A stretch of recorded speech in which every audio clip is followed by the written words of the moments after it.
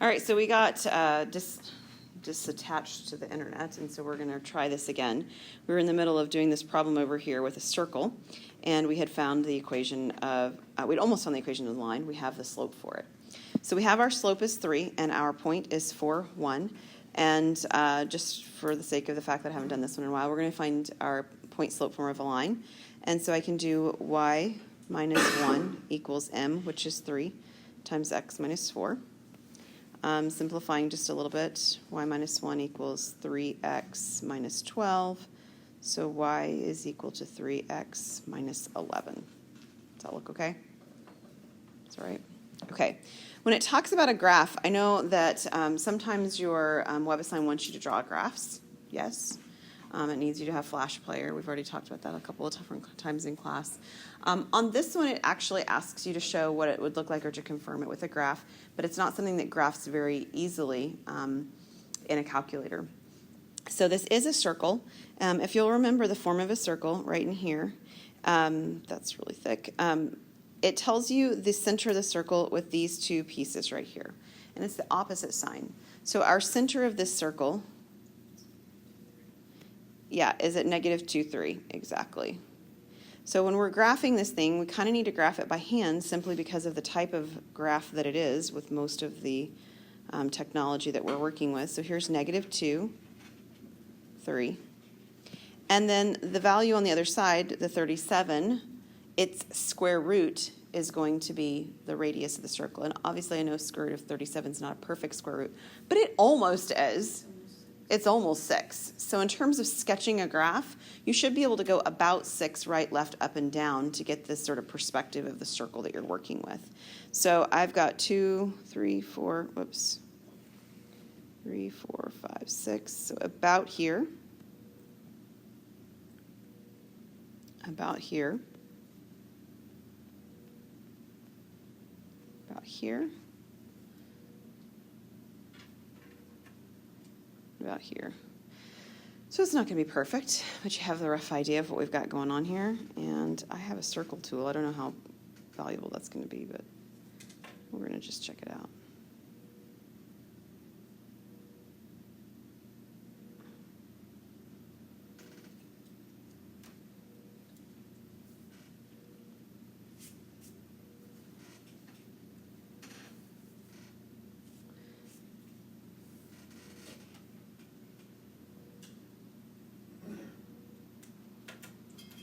Okay, I'm going to go with that. There's my circle, about.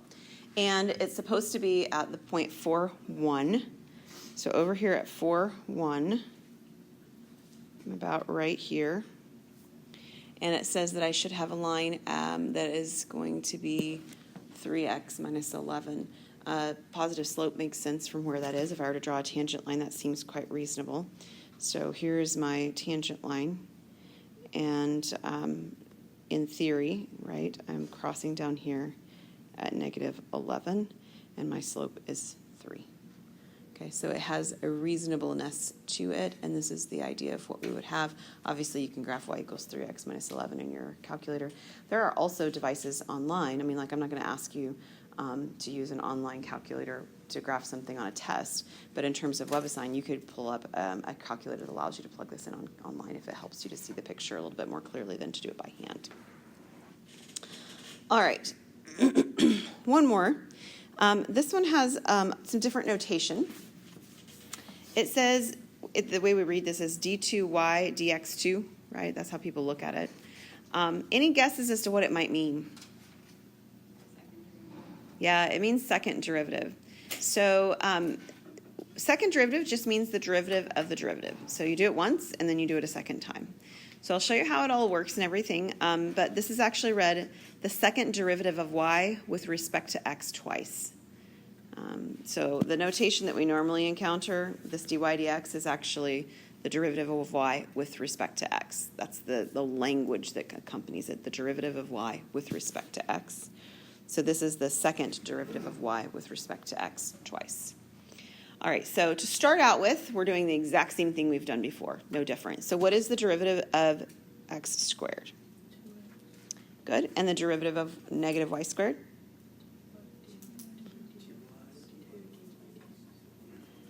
Fabulous. And it equals 0, right? Okay, so you guys got that. We're going to solve it for dy dx, just like before. So let's see, we're going to move our 2x.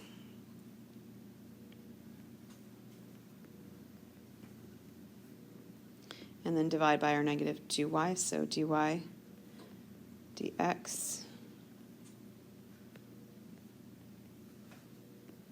will end up actually just being x over y.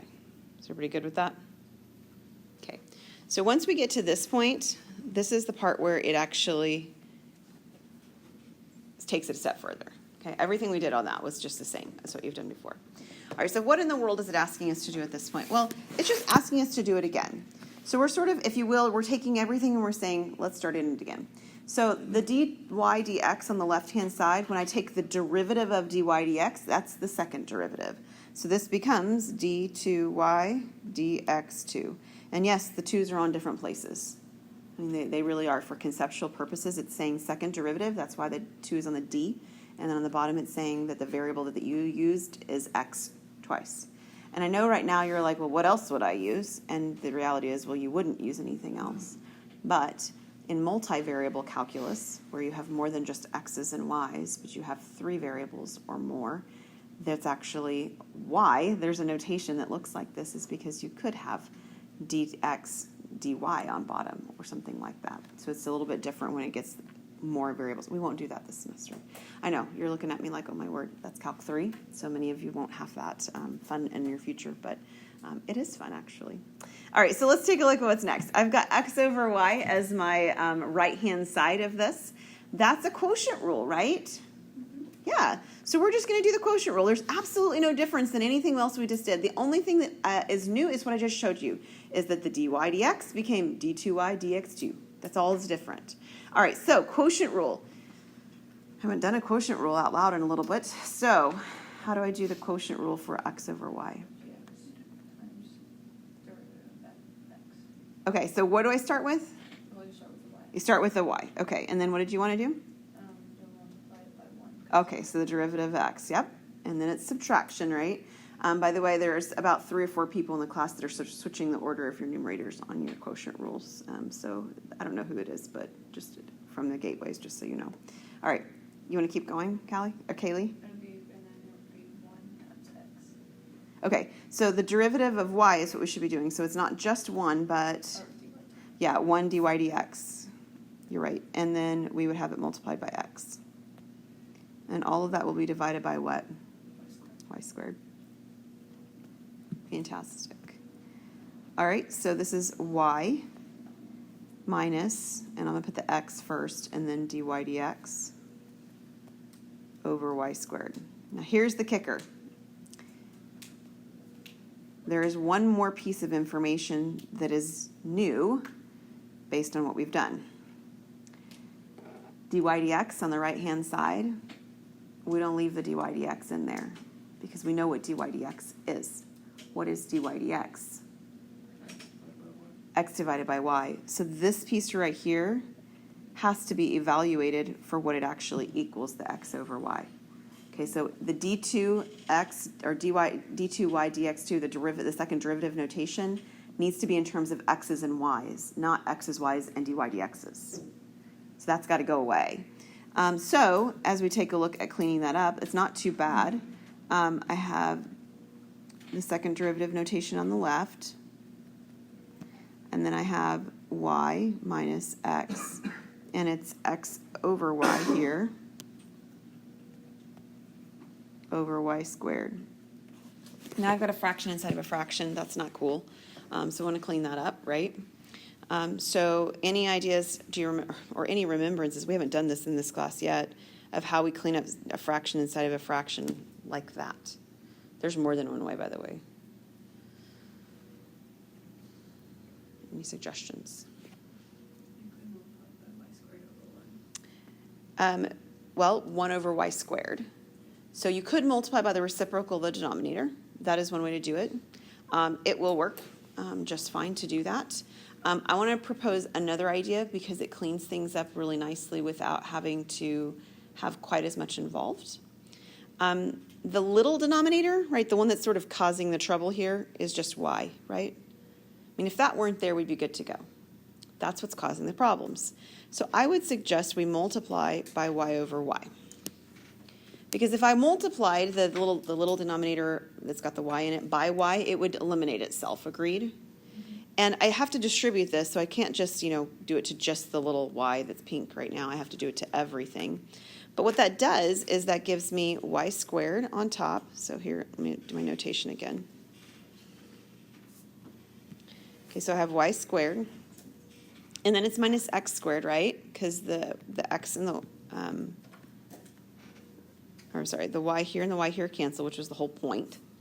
And then I've got the derivative, or I've got the denominator to be y cubed. Okay, are you good with that? Most of the time, you could stop right there. On this particular one, there's one more step that we can do to clean it up. We could separate the addition. That won't actually help us for cleaning up purposes, but it's a legit operation that we could try. Does anybody see that numerator, y squared minus x squared?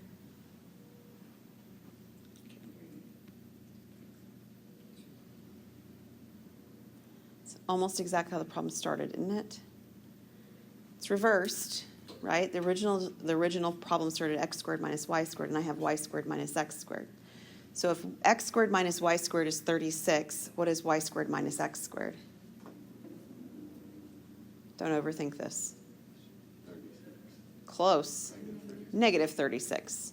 Yeah? If I multiplied everything here by a negative, right, then the left-hand side would actually match my current numerator.